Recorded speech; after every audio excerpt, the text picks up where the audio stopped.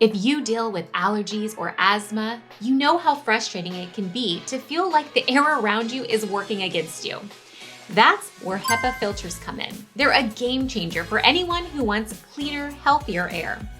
HEPA stands for High Efficiency Particulate Air, and these filters are designed to catch tiny particles that can trigger allergies or make it harder to breathe. In fact, they can capture at least 99.97% of particles as small as 0.3 microns. That means dust, pollen, pet dander, mold spores, and even some bacteria and viruses don't stand a chance. What makes HEPA filters so effective is their dense, tightly woven material. As air flows through, even the smallest particles get trapped. This is why you'll see HEPA filters used in places like hospitals and high-quality air purifiers.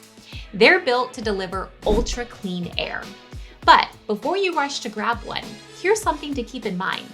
HEPA filters are dense, which makes it harder for air to flow through them. If you're thinking about upgrading to a HEPA filter, make sure your HVAC system can handle it.